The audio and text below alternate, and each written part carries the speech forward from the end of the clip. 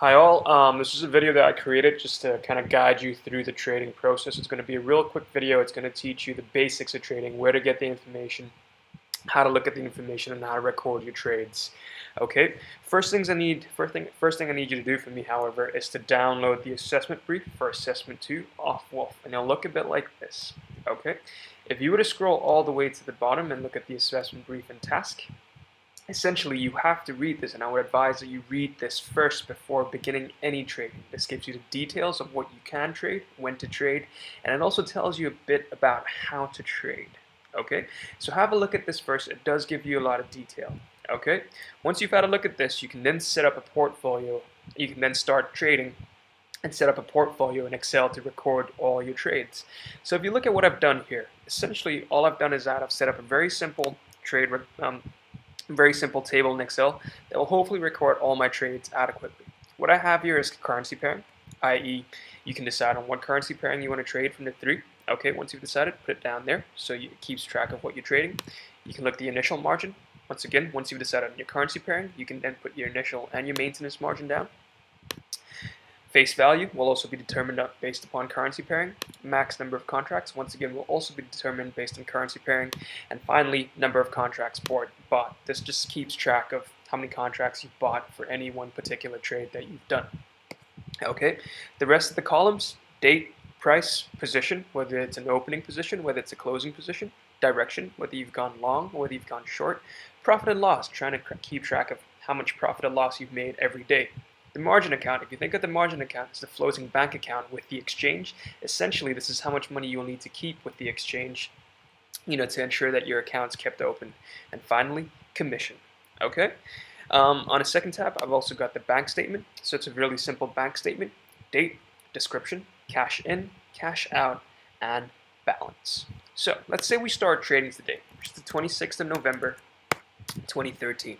Okay, I know that I have capital sum of $250,000, $250,000. So cash in, no cash out because I haven't started trading yet. I'm just going to put the cash in my account first. Okay, so balance equals this minus this. So in essence, that's how much money I have in my account at the moment. Now, say for example, before I start trading, I look at currency. I look at reports. I look at news reports. I look at fundamentals. I look at how the UK is performing. I look at how Japan is performing. I look at how Europe is performing. I look at how America is performing. And I decide that, and all this information will kind of inform the way in which I want to trade. So say, for example, that I decide, I decide that the dollar pound would be the best currency pairing for me. I'm based in the UK, and therefore I know the most about the dollar pound. And I've read reports, I've read news articles saying that the pound and the dollar are the pound's going to do well against the dollar. So I decide that that's my currency pairing that I want to trade, dollar pound.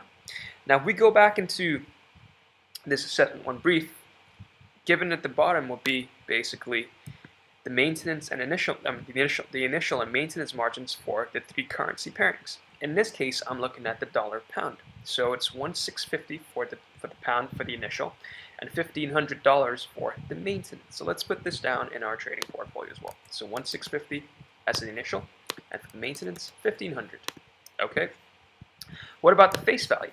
Essentially, the face value of the dollar pound is 62,500. You also have the face value for the yen given here, and the face value for the euro given here. But because we're trading dollar pound, this is what we're looking at, 62,500. So let's put that down as well, 62,500. Now, what is the max number of contracts I can actually buy? Okay, so the initial margin kind of dictates how much you have to pay to start trading each of these contracts. I have $250,000. Each contract can be bought for $1,650. So max number of contracts will be 250,000 divided by the initial margin. And that indicates that I can buy just about 151 contracts of the dollar pound. Okay? That's how many contracts I can buy. So say, for example, I've read reports and I decide that a conservative number to go for would be 40.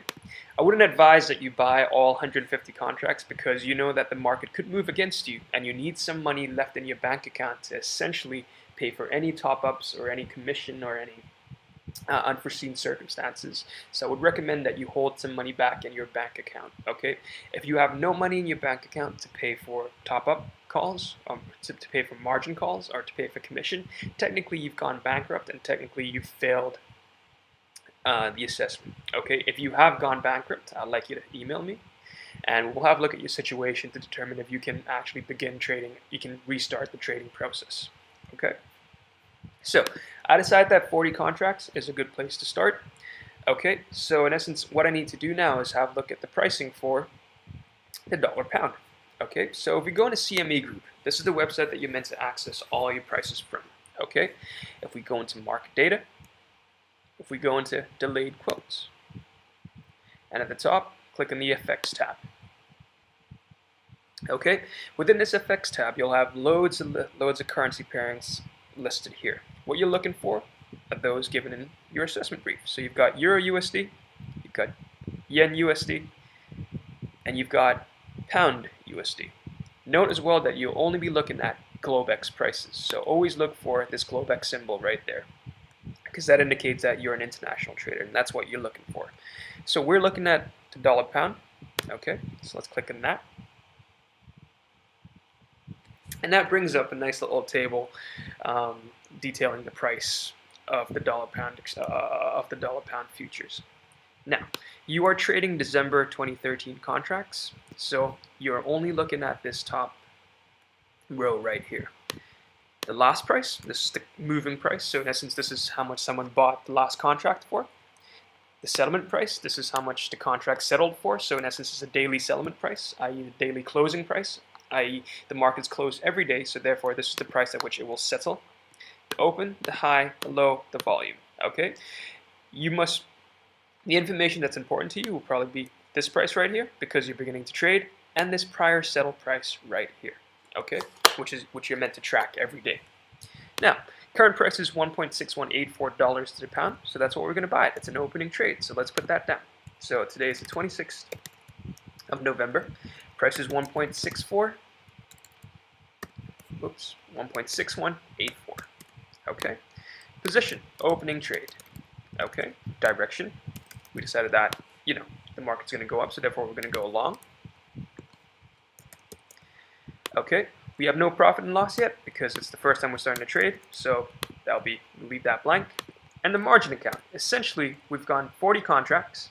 Okay, so number of contracts, in this case 40, multiplied by the initial margin. And that is how much you will have to pay to trade 40 contracts long dollar pound. Okay, don't forget the commission. If we go back into this brief right here, commission on futures position is $25 per contract. Note that it's round turn, so you'll only have to pay it once, and then only have to pay it once. That means you only have to pay it when you're opening the contract, when you're opening your position. Equals 25 multiplied by 40 contracts. Okay, which gives you $1,000. $1,000. Okay.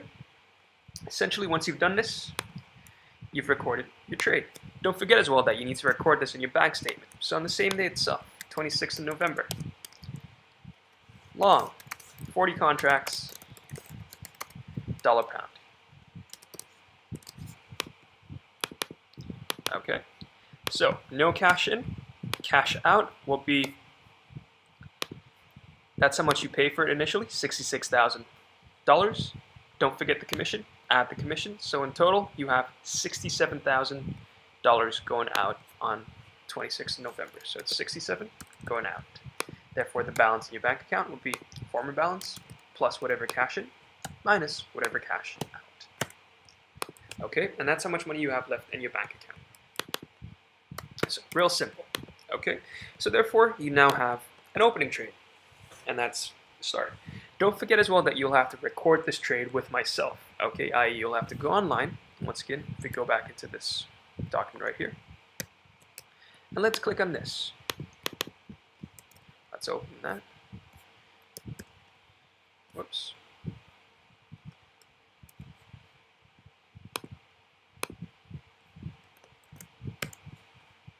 Okay, and what you have is this. Okay.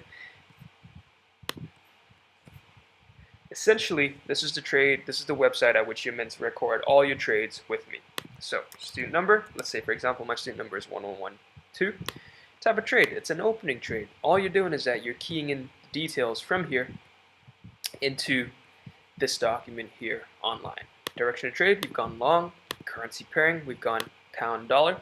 Number of contracts, we've gone 40 contracts, and the current price, if we go back to this, would be 1.6184. That's what you bought at, 1.6184. Submit. Good. And that's all you have to do. So what you've just done there is that you've recorded your trade with myself. I now have a record of what you've done and what you've bought. So not once you bought, so that there is really no cheating in this context. Okay. So simple. You've opened your trade. And you can now, you've opened your trade, and now you can let your strategy run out. So say, for example, if my strategy is to hold this position for 2 days, so I'm going to hold it for the 27th and the 28th. And on the 29th, I'm going to sell that post. Okay? So on the 27th, we have a price. But what is that price? Once again, we'll have to go back onto the CME website. Okay. And you'll now be looking at this prior settlement price here. So every day, for as long as you hold the contract, at about 6 p.m. British time, Greenwich Mean Time, go online, go onto the CME website, and record the settlement price down. Okay? So let's say, for example, I've waited a day, and this price here is now settlement price, 1.6146. Okay, so say, for example, we've gone online, we've had a look at the price, it's now 1.6185. Hypothetically speaking, that can move. Position remains the same. We're still open in this post, in this trade. Direction still remains the same. We can now work out our profit and loss. So profit and loss will be worked out using simple formula: new price minus old price multiplied by face value multiplied by number of contracts, and that gives us a profit and loss of $250. Okay, and this profit and loss will be added to the margin account. Okay, it's like I said, the margin account is like your rolling bank account. So this profit and loss just goes straight back into your margin account. Commission, you don't pay any commission. Okay, it's a one-off payment. Okay, so let's say, okay, so we're pretty happy. The market's going in our direction. We're making a slight profit. Now, let's say it goes to the 28th of November. Okay, and the markets take a turn for the worse. 6134. Okay. Essentially, we can now work out our profit and loss again. Equals new price minus old price multiplied by number of contracts multiplied by face value multiplied by number of contracts. Okay. Ooh, that's a big hit. So let's see how much we've made here. This one plus this. It's a big hit, and that comes out your margin account. Note as well that you have to be very careful with your margin account, okay? Because you have a maintenance margin level. That means that because you bought 40 contracts, your margin account can never go below 40 multiplied by the maintenance margin level, the maintenance margin value. Okay, so it's 40 contracts multiplied by the maintenance margin value. So your maintenance margin, your margin account can never go below $60,000. And in which case, it actually has gone below $60,000 in this case. So let's put another little column here, and let's call it top up. Okay, essentially we need to top up the margin account to bring it back up to 60,000. To bring it back up to $60,000.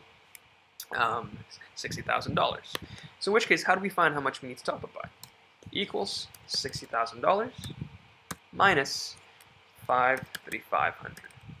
Okay, so we need to top it up by 6,500. And if we go back into this, plus 6,500, there we go. Our margin account is now the same value as our maintenance margin level. Note, however, that this top-up column will be quite important because it does indicate when you have your top-up amounts, and these top-up amounts come out from your bank statement. So you'll have to pay them in cash. So if we go back into your bank statement, it is now the 28th of November. Yep. And let's say we have top-up amount for the dollar pound, for the pound dollar. So once again, no cash in, cash out 6500. Okay. What we have here is this plus this minus this, and that gives us 176,500. This is a good example of why you shouldn't spend all your cash all at once. Okay, so that's what we have. Finally, on the 29th, let's say that, I've decided that, right, enough is enough. I'm going to sell my position. I'm going to close my position because this is my strategy. I've just lost $12,000. I've just lost $12,000, and therefore I'm going to close this position out. So when you're closing the position out, once again, you'll have to go onto the CME website, and you're now looking once again at this price right here, 1.6182. So what we have here is 1.6182. Okay. Closing. This time, to close, you just go short. Okay. Now, how do we work out profit and loss? Equals. Well, this time we're going short. Equals new price minus old price multiplied by number of face value multiplied by number of contracts bought. Okay, and that's what we have. 12,000. Once again, this will add it back to our margin account. And that's what we have. Closing amount, 72,000 pounds. This 72,000 pounds, your position is now closed. Note that when you close the position as well, you'll also have to tell me. So you'll have to go back to this website here. Once again, student number, type of trade in this case, it's now closing. Direction, you went long initially, so now you have to go short to close out the position. Pound dollar, number of contracts, you have to close it out entirely. And the price is 1.6182. Okay, submit. Done. Okay, you will only have to submit those prices, or you only have to submit prices to me when you're opening and when you're closing. Okay, these prices in between, I do not need to know, but you will have to track them down yourself every day. Okay, so you've closed your account, you now have 72,000. This $72,000 will go back into your bank statement. So 29th of November. Okay, close. Position. Dollar pound. Pound dollar. Whoops.